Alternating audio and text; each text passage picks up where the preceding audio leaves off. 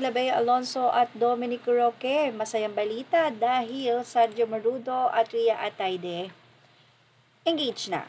So sa kabila nga po ng mga breakup ngayon sa showbiz, ay nakakatuwa na may mga ganito nga pong okasyon sa showbiz industry. Sergio Marudo, Rhea Atayde engaged na.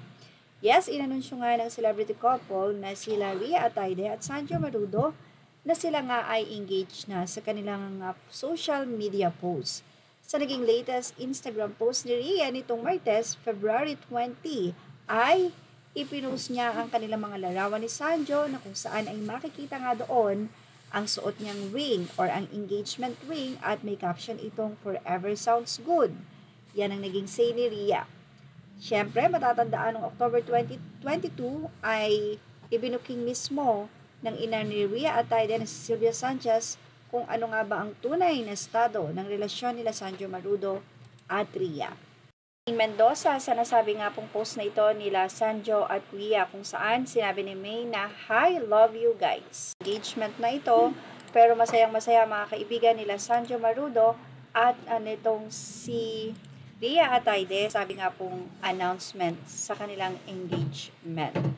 Ilan sa mga kaibigan nila na bumaga ay sila Yasi Pressman, Corinne Garcia, Rogen Cruz, Arlene Mulak, Nika Garcia, at marami pang iba. At isa nga dyan ay si Min Mendoza. Pati si Maris ay napa-OMG. Congratulations Z and Rui, sabi naman ni Maha.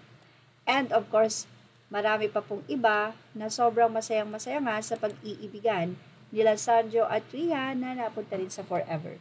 So, ibig sabihin, maaari pa rin na sana nga daw ay wag mangyari yung nangyari kay Bea Alonso at Dominic Roque na nandoon na, no? Pero wala pang nangyari. Mukhang both naman ay mahal talaga nila Sergio Marudo at Rhea Atayde ang isa't isa, kaya naman walang rason na hindi matuloy ang wedding. So dito nga daw makikita mo na talagang toxic sa isang relasyon itong si Bea Alonso na ayon nga sa kanila ay tatangdang dalaga na raw. Naku, pamaling naman natin na okay na sila Bea Alonso at Dominic Roque dahil ang Instagram nila ay hindi naman sila nag-unfollow sa isa't isa.